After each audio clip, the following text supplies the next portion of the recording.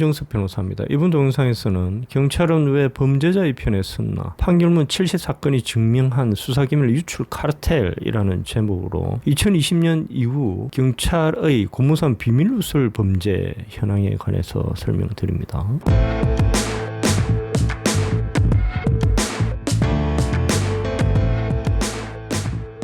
2020년 이후 경찰의 수사기밀 누설 사례를 살펴보는 이유에 관해 설명드립니다. 경찰의 비리 중 전형적인 것이 수사기밀을 누설하는 것입니다. 수사 내용이 누설되면 피의자는 수사에 대비하게 되고 결국 수사는 실패할 수가 있습니다. 그럼에도 경찰들이 종종 뇌물을 받거나 또는 지인이라는 이유로 수사기밀을 누설합니다. 최근 장윤기 사건에서 우리는 이를 목도한 바가 있습니다. 문화일보가 최근 대부분 사업정보 열람 시스템을 통해 2021년 1월부터 2026년 6월까지 선고된 전현직 경찰 공무원의 공무상 비밀누설 혐의 관련 판결문 70 사건을 분석한 결과 뇌물, 지인의 부탁, 수사 성과, 승진이나 성과 압박 등이 수사기밀 누설의 동기가 되었음이 확인이 되었습니다. 2020년 이후 판례에 나타나거나 언론에 보도된 경찰의 수사기밀 누설 사례를 설명드리도록 하겠습니다. 검찰청이 존재하고 검찰의 보안 수사가 있었음에도 경찰의 이러한 비리가 횡행하였는데 검찰청이 폐지되고 검찰의 보안 수사가 폐지되어 경찰에 대한 실질적 통제권이 사라진 이후에는 경찰의 이러한 비리가 폭증할 것으로 예상이 됩니다. 자, 본격적으로 2020년 이후 경찰의 수사기밀 누설 사례에 관해 설명드립니다. 우선 최근 언론을 떠들썩하게 하고 있는 강간살인 피해자 장윤계의 부친 경감이지요.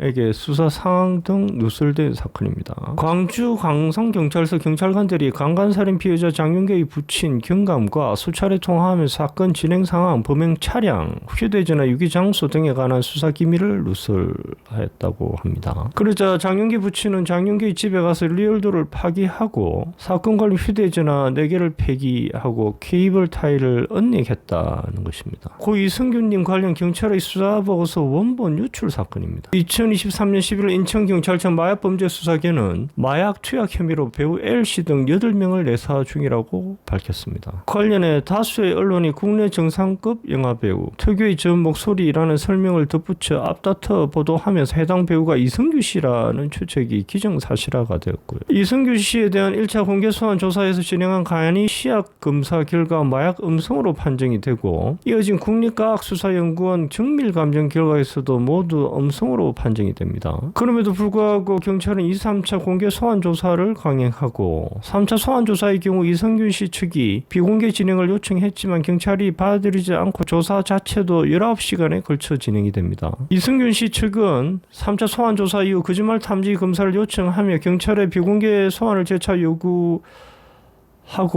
그 과정에서 2023년 12월 27일 이승균 님이 사망한 채 발견이 됩니다. 이후 용업소 실장이 경찰에 진술한 구체적 내용이 JTBC 등 언론에 보도가 되고 특히 KBS와 MBC 등 공중파 방송사가 이승균 님의 사적 통화 내용과 용업소 실장의 문자 내용을 그대로 보도하고 그러나 경찰은 수사 상황 유출이 전혀 없었다고 해명을 합니다. 그런데 디스패치를 통해 해당 사건의 경찰 수사보고서 원본이 촬영되어 보도가 됩니다. 결국 2025년 6월 5일 인천지검 형사6부는 공무상 비밀 누설 등 혐의로 인천경찰청 소속 경위, 인천지방검찰청 소속 수사관 등을 기소하여 현재 1심 재판 중입니다. 이 사건은 경찰의 실적 홍보 욕망과 언론이 단독보도 쟁취 과정에서 한 연예인이 명을 달리한 사건입니다. 은수미 전 성남시장 수사보고서 유출 및 인사청탁 사건입니다. 은수미 전 시장의 정치자금법 위반 혐의를 수사하던 경찰관들 경찰들이 시장 최측근에게 종합수사보고서 사본을 넘겨주며 수사상황을 브리핑하고 그 대가로 본인들의 성진 인사와 지인들의 광급공사 납품을 청탁한 전형적인 정경유착 사건이라고 할 수 있습니다. 황의조 선수 사건 경찰 압수수색 정보 유출 사건입니다. 서울경찰청 사이버수사대에 근무하고 있던 경찰관이 아는 변호사에게 황의조 사건 압수수색 일정을 유출한 혐의로 항소심에서 징역 1년 실형이 선고되었습니다. 조직폭력사범에게 수사개인 뉴스를 누설한 사건입니다. 해운대 경찰서에 근무하던 경감이 우범자 관리 대상으로 지정된 조직폭력 사범 B를 정기적으로 관리하며 친부를 형성. 이 과정에서 B로부터 자신이 고발한 사건을 직접 맡아달라는 청탁을 받고 수사 계획 등을 알려줘 징역 5년이 선고된 사건입니다. 전직 경찰인 부산 로펌 사무장 대상 수사기밀 상남 및 뇌물수수 사건입니다. 부산 지역 현직 경찰관 4명이 수년간 전직 경찰관 선배가 사무장으로 재직 중인 특정 법무법인의 특수관관 피해자 및 9년 이상 도피 중이던 피해자 수배 현황, 공범 진술 요지, 구속영장 신청 계획 등을 지속적으로 제공하고 그 대가로 수천만 원의 금품을 수수한 전형적인 경찰 브로커 유착 사건입니다. 경찰관이 피고 소인인 고등학교 선배로부터 뇌물을 받고 수사 정보를 누설한 사건입니다. 경찰관이 재물손괴죄로 고소당한 고등학교 선배 B로부터 향응을 제공받고 돈을 빌린 후에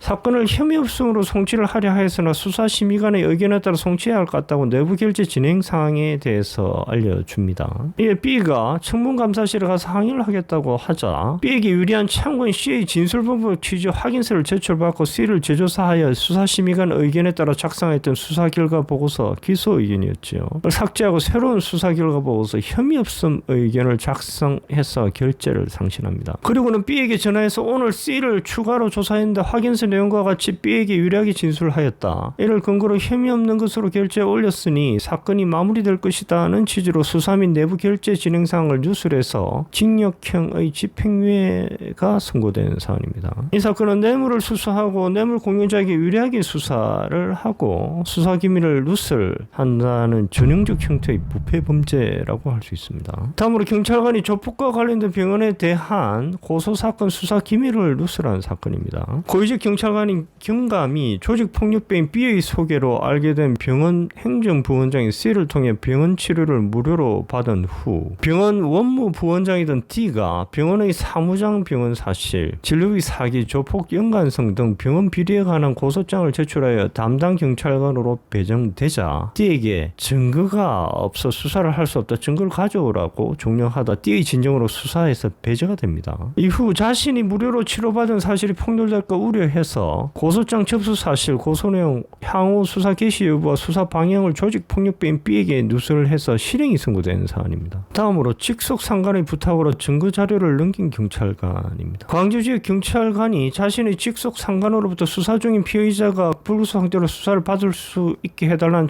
부탁을 받고 수사팀이 확보한 증거 자료를 넘겨 징역형의 집행유예를 선고받은 사안입니다. 아들 사기 사건 수사 기록 유출 및 영장 지휘 내용 누설 사건입니다. 경찰청 청문감사관이 사기 혐의로 피소된 친아들의 사건 기록을 무단 열람한 뒤에 담당 경사의 구속영장 지휘 내용이 없다는 사실을 아들에게 전달한 사건입니다. 1, 2심 무죄를 선고했으나 대부분은 영장 신청 지휘가 없다는 소극적 사실조차도 피의자가 수사기관의 의중을 파악해 대비할 수 있게 함으로 중대한 공무상 비밀에 해당한다고 판시하였습니다. 건설로저 압수수색 임박 정보 유출 사건입니다. 정보경찰관이 정보 수집 과정에서 알게 된 건설로저 간부에게 전화를 걸어 광역수사대의 압수수색에 임박했다는 구체적인 강제수사 일정을 기틈한 사건입니다. 피의자의 증거인멸을 용이하게 한 행위로 인정되어 징역형의 집행유예가 확정된 사안입니다. 다음으로 성매매 업주 단속 일정 브로커 매개 유출 사건입니다. 경찰서 풍속 단속방 경찰관들이 평소 관리하던 브로커를 통해 관내 대형 성매매 업소 업주들에게 단속 차량의 이동 동선, 단속 예정일, 수사팀의 규모 등을 구체적으로 누설해서 단속을 무력화시킨 조직적 비위 사건입니다. 울산 도박장 계장 피의자 체포영장 매매 사건입니다. 울산경찰청 수사팀장 출신 간부가 불법 도박장 계장 혐의로 쫓기던 피의자에 대한 체포영장이 발부되자 브로커에게 200만 원의 대가를 받고 체포영장 발부 사실과 수배 여부를 팔아넘겨 피의자의 도주를 도와 징역형 집행유예가 선고된 사안입니다. 투자 사기 총책 지명수배 여부 무단 조회 및 누설 사건입니다. 점집에서 우연히 만난 범죄 조직원의 청탁을 받은 33년 베테랑 강력팀장이 사내 전상망 킥스죠.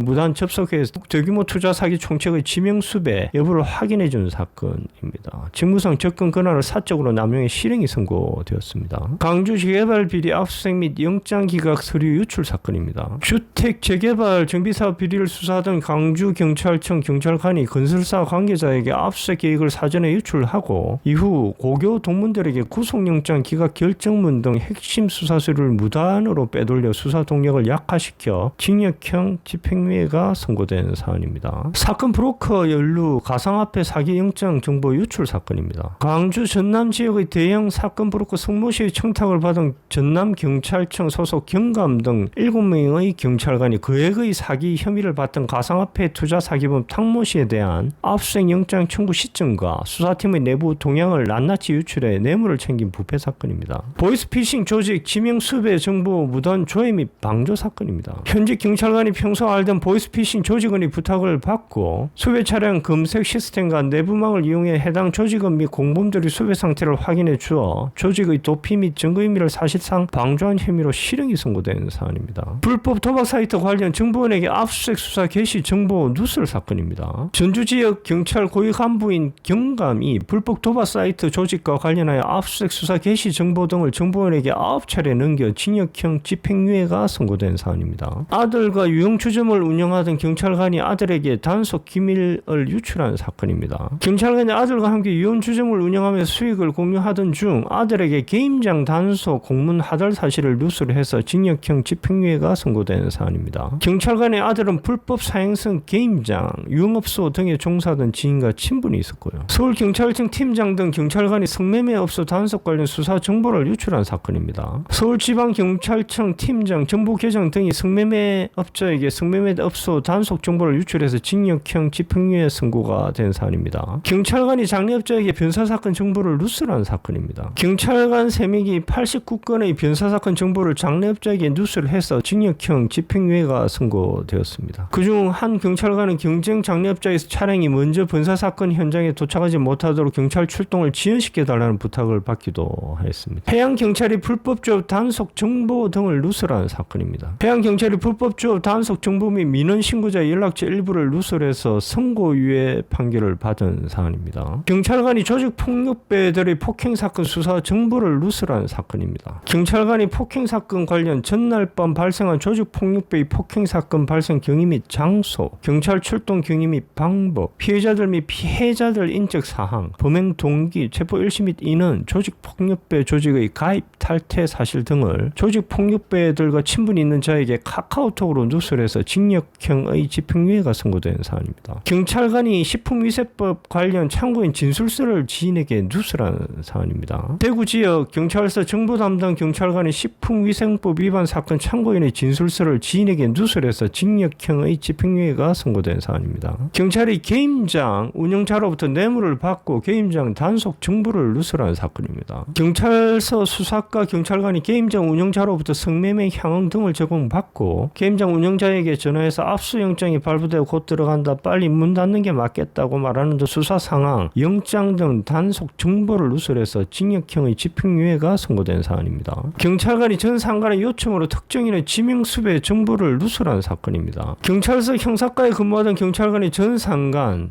팀장이었습니다. 으로부터 부탁을 받고 특정인에 대한 지명수배 내역을 누설해서 징역형의 집행유예가 선고된 사안입니다. 경찰관이 공인중개사법 위반 사건 고소사건 수사 정보를 누설한 사건입니다. 경찰 고위급 경감이 지인으로부터 소개받은 B로부터 부탁을 받고 고소사건 수사 진행 경과, 내부 결제 사항, 보안 수사 요구 내용을 누설해서 징역형의 집행유예가 선고되었습니다. 경찰관이 불법 게임장 환전행위 피의자에게 압수수색 정보를 누설한 사건입니다. 경위가 불법 게임장 환전행위를 수사하던 중 피해자에게 전화해서 환전 사무실 압수수색을 위한 사전 답사를 하고 압수수색을 실시할 예정이라고 압수수색 계획을 누설해서 징역형의 집행유예가 선고된 사안입니다. 경찰관이 친척의 부탁을 받고 지명수배 내역을 누설한 사건입니다. 경찰관이 친척으로부터 C의 지명수배 내역을 알려달라는 부탁을 받고 카카오톡을 통해서 친척에게 C의 지명수배 내역을 송부해서 선고유예 판결을 받은 사안입니다. 결론을 말씀드립니다.